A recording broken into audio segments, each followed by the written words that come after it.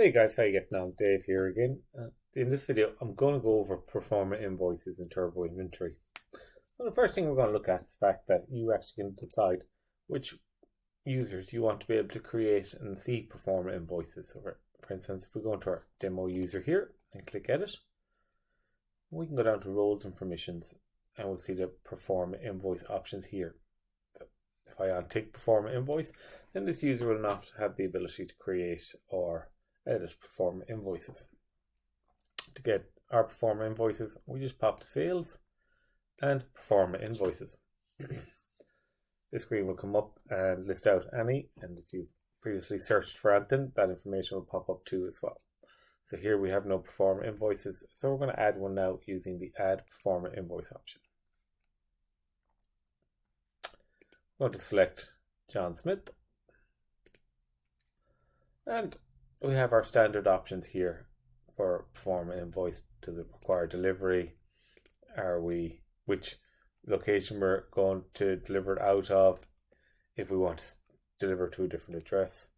And let's add an item here now. So we'll add our magnetic drill bit, and he wants 10 of them. So we can just charge that straight to his account. That is the Performer Invoice created. I'm going to hit print there, and it'll print us out a Performer Invoice.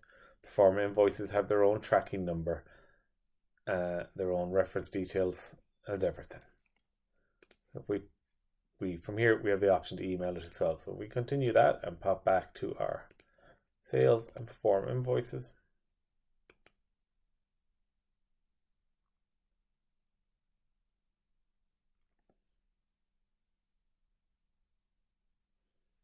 On our screen here we can see our Performer Invoice we just created. Using this drop down arrow, we can see the lines in the invoice.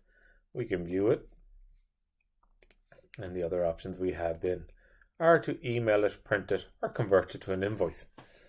So the user has confirmed everything's going on and now wants an invoice. In Turbo Inventory, we track the Performer Invoice, and the invoice number will be two different numbers because we track when you've converted the Performer Invoice over to an invoice. This allows you to have full audit trail abilities on everything that's going on. Now let's just convert that to an invoice. We see straight away that this is coming over from Performer Invoice and the items on it. Again, it's brought everything in for us. We had delivery required on it and everything. So we can either charge that to the account, which will generate an invoice as standard, deduct your stock and everything going on, or we can post and take a payment. In this case, we're going to take a cash payment for that. Now that has done everything in the system for us. It's reduced our stock and put the invoice onto the customer and automatically paid the invoice off from the customer. So if we pop back to our Performer Invoices here again,